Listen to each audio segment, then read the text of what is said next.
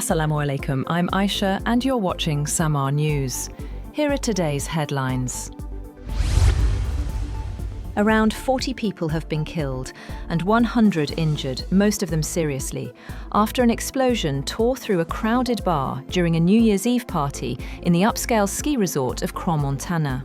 Swiss officials said a fire broke out at 1:30 a.m. in a bar called Le Constellation in the resort in southwestern Switzerland. The cause of the blast remains unclear, but authorities said it appeared to be an accident. The head of security for the Valais canton said some of the victims are from other countries. Russia has accused Ukraine of killing at least 24 people, including a child, in a drone strike on a hotel and cafe where civilians were seeing in the new year in a Russian-controlled part of Ukraine's southern Kherson region. Vladimir Saldo, the Russian-installed governor of the region, first made the assertion about the strike in a statement. Russia's foreign ministry and senior Russian politicians later accused Ukraine of carrying out a terrorist attack. Ukrainian President Volodymyr Zelenskiy, in his New Year address to the nation, has said that Ukraine wanted the war to end, but not at any cost, adding he would not sign a weak peace agreement that would only prolong the war. He said Ukrainians were exhausted from nearly 4 years of war, but not prepared to give up. Zelensky said any signature placed on weak agreements only fuel the war, adding that a peace agreement is 90% ready. Ukrainian and European officials have rejected Moscow's claims that Ukraine targeted a personal residence of Russian President Vladimir Putin with a drone attack this week.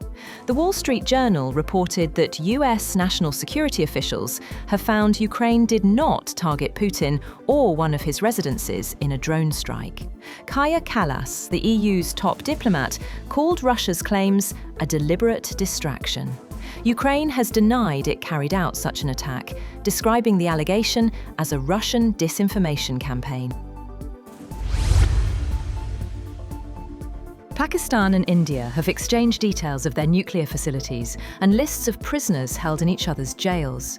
According to sources, the details of nuclear facilities were exchanged simultaneously in Islamabad and New Delhi. The exchange was conducted under a formal agreement between Pakistan and India. The two countries also exchanged lists of prisoners held in each other's jails under the Consular Access Agreement signed in 2008. Zoran Mandani has been sworn in as New York City Mayor in the first minutes of the new year at the historic City Hall subway station, with his wife, Rama Duwaji, standing by his side. The oath was administered by New York State Attorney General Letitia James. The Democratic Socialists' plans for his first day in office nod to his politics and priorities without straying far from his predecessors, with a sober, official midnight oath-taking, followed by a more celebratory ceremony in the afternoon. US President Donald Trump has said that his administration is removing the National Guard from Chicago, Los Angeles, and Portland, but he adds in his social media post that federal forces will come back if crime rates go up. Local leaders in those cities and Democrats have said the deployments are unnecessary. Trump's announcement comes shortly before a federal appellate court ruled that his administration had to return hundreds of California National Guard troops to Governor Gavin Newsom's control.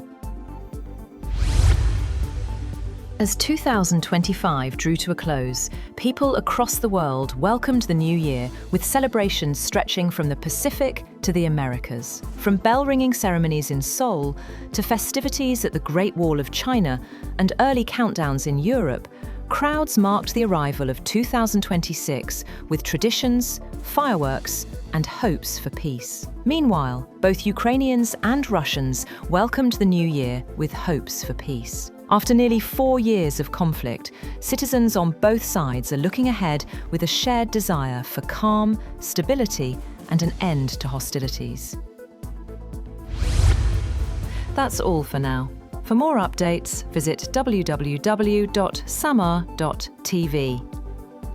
Thank you for watching Samaa News.